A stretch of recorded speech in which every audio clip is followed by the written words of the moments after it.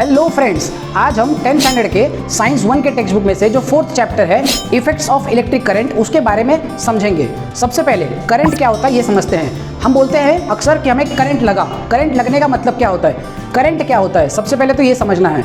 Current का मतलब होता है फ्लो। फ्लो का मतलब होता है जब कोई भी चीज़ एक जगह से दूसरी जगह पे जाता है उसको हम लोग बोलते हैं फ्लो। किसी एक स्पीड से जाता है उसको हम लोग बोलते हैं फ्लो, उसी को बोलते हैं हम लोग करंट। जैसे कि मान लीजिए हवा, बहुत ज़ोर से हवा चल रहा है तो हम लोग उस हवा के करंट को बोलते हैं विंड करंट।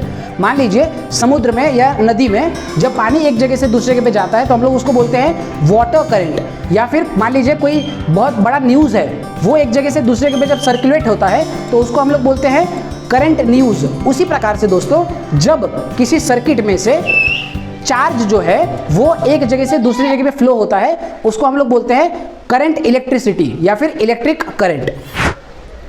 तो दोस्तों अगर आप टेक्स्ट बुक के डेफिनेशन के हिसाब से देखेंगे तो इलेक्ट्रिक करंट क्या है, सबसे पहले तो मैं आपको ये बता दूं कि इलेक्ट्रिक करंट को हम लोग कैपिटल आई से डिनोट करते हैं और उसका डेफिनेशन कुछ इस प्रकार है कि the charge passing through a conductor in a given unit time is known as electric current. इसका मतलब किसी दिए गए समय में किसी कंडक्टर में से, कंडक्टर क्या होता है जिसमें से देखिए दो चीज़ होता है, एक कंडक्टर होता है एक इंसुलेटर होता है। इंसुलेटर वो चीज़ है जिसमें से करंट पास न हो सके और कंडक्टर वो चीज़ है जिसमें से करंट पास हो सके। करंट पास होने का मतलब है चार्ज का फ्लो होना।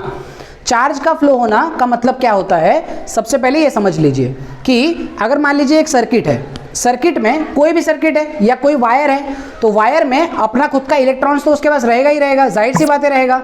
अगर मैं उसमें सेल कनेक्ट कर दूं, अगर मैं उसको थोड़ा सा पावर दे दूं तो पावर देने से क्या होगा कि चार्ज जो है वो फ्लो होना चालू हो जाएगा।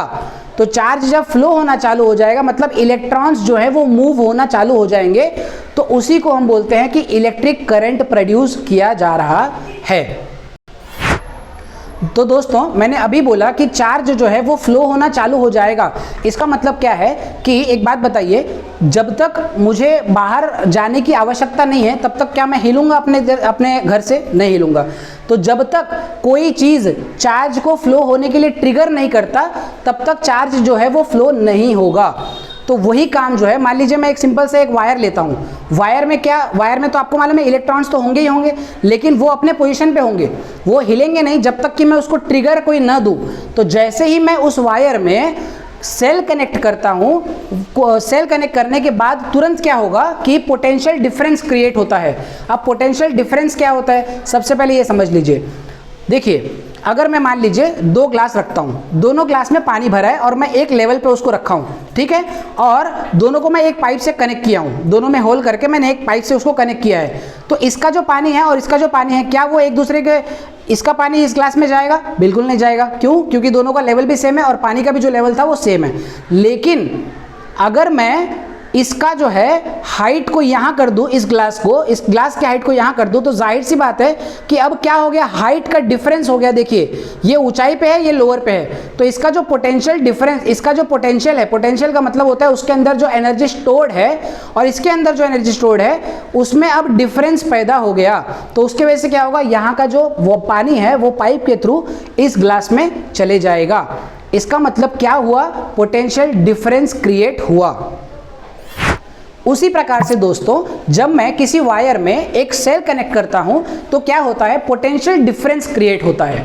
पोटेंशियल डिफरेंस क्रिएट होने की वजह से क्या होता है, जिसके पास, इसके लिए तो कोई भी आप सेल लेंगे, बैटरी लेंगे एवरेडी का या किसी का भी, तो उसमें आप देखेंगे एक जगह पे, एक एंड पे लिखा रहता है प्लस पॉजिटिव, एक जगह पे लिखा रहता है नेगेटिव।